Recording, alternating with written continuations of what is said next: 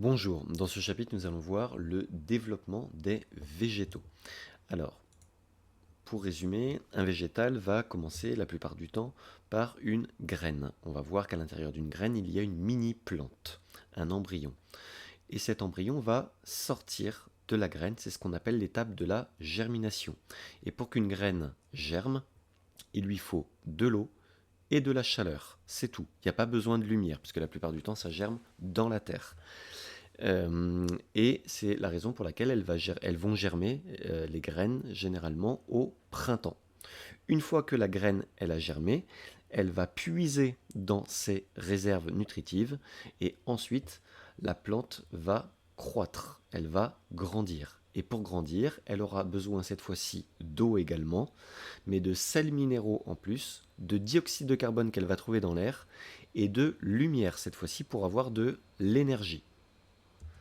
Donc dans une graine, par exemple les lentilles, les noisettes, les haricots, eh bien qu'est-ce que l'on voit? On voit que c'est constitué d'une mini-plante à l'intérieur, et cette mini-plante, c'est ce qu'on appelle un embryon.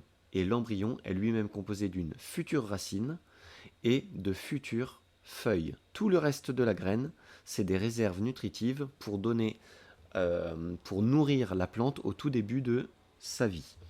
Et c'est ça en fait qu'on mange quand on mange des graines. Nous, on veut les réserves nutritives. Si je regarde en accéléré, la germination d'une graine, donc la germination, c'est la sortie de la plante de la graine. Et bien, c'est d'abord la petite racine qui sort et qui s'étend. Et ensuite, on a la future tige et les futures feuilles qui sortent de la graine. Et pendant ce temps-là, elle est en train de se nourrir des réserves nutritives qui étaient dans la graine. Une fois que les réserves nutritives sont épuisées, eh bien, la plante va puiser l'énergie dans le soleil, c'est-à-dire dans la lumière. Pour voir ce dont une plante a besoin pour pousser, eh bien, on a comparé par rapport à une expérience témoin qu'on voit ici avec les 4 paramètres.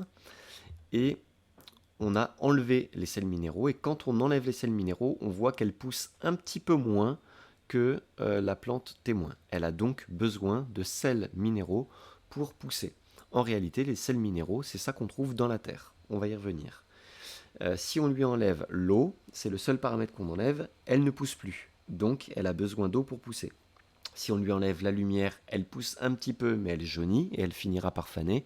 Donc elle a besoin de lumière ou de soleil pour pousser. Et enfin, si on lui rajoute de la terre, eh bien, elle pousse aussi bien que la plante témoin. Donc en réalité, une plante n'a pas besoin de terre pour pousser. En réalité, la terre lui amène les sels minéraux. Elle a besoin de sels minéraux pour pousser. En fait, les sels minéraux, c'est ce qu'on appelle l'engrais. Eh bien, souvent, les salades, ce qu'on appelle une culture hors sol, et beaucoup d'autres aliments comme les tomates, les fraises, eh bien, sont cultivés en dehors de la terre, c'est-à-dire on leur met de la lumière, du dioxyde de carbone, de l'eau ici pour qu'elle soit puisée par les racines, et des sels minéraux, et ça suffit pour que la plante pousse. Donc, si on résume pour une plante, pour sa croissance, elle a besoin de sels minéraux qu'elle va puiser notamment dans la terre par les racines. Elle aura besoin d'eau qu'elle va aussi puiser par les racines, notamment dans la terre. C'est pour ça qu'il faut arroser les plantes. Cette eau va remonter le long des tiges, puis aller dans les feuilles. Les feuilles vont capter le dioxyde de carbone qui se trouve dans l'air. C'est notre déchet, à nous les animaux. Donc la feuille absorbe le dioxyde de carbone. La feuille va absorber aussi l'énergie lumineuse. Et avec tout ça, elle va faire ce qu'on appelle la photosynthèse, une petite recette de cuisine qui va lui permettre de fabriquer du sucre. Et ce sucre va aller dans notamment les fruits. C'est pour ça que les fruits sont souvent sucrés. Ça vient de la fabrication de la feuille grâce au dioxyde de carbone et à l'eau grâce à l'énergie lumineuse. L'énergie qu'il y a dans le sucre vient du soleil. Et ça va aussi fabriquer un déchet qu'on appelle le dioxygène, et c'est l'oxygène dont nous avons besoin pour respirer. Le sucre, on le trouve par exemple dans la canne à sucre. Pour avoir des exemples concrets, on le trouve dans certains fruits, le raisin qui est sucré, les pommes, le sirop d'érable. La farine, c'est des sucres lents. Pour le blé, c'est bien la plante qui le fabrique. Les pommes de terre, ce sont aussi des sucres lents, donc les sucres vont s'accumuler là-dedans. Et les plantes sont aussi capables de fabriquer de l'huile, comme par exemple les olives, les noisettes, etc.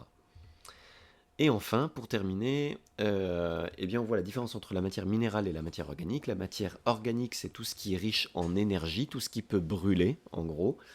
Et la matière minérale, c'est ce qui est pauvre en énergie.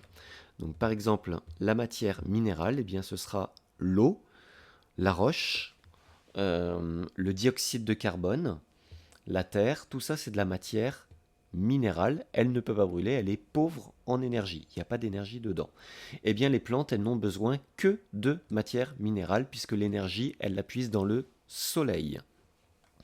Alors que tout le reste, la viande, le lait, la salade, les lentilles, les cheveux, l'huile, la pomme et le bois, tout ça, ça peut brûler. Ça veut dire que dedans, il y a de l'énergie. Eh bien, les animaux, eux, l'humain en fait partie, sont obligés de manger ces aliments-là pour pouvoir avoir de l'énergie, puisqu'il est incapable de puiser l'énergie dans le soleil comme les plantes. Voilà la différence entre les plantes, les végétaux et les animaux. Les végétaux peuvent utiliser l'énergie lumineuse, alors que les animaux ne doivent utiliser que l'énergie qu'il y a dans leur alimentation. Je vous remercie.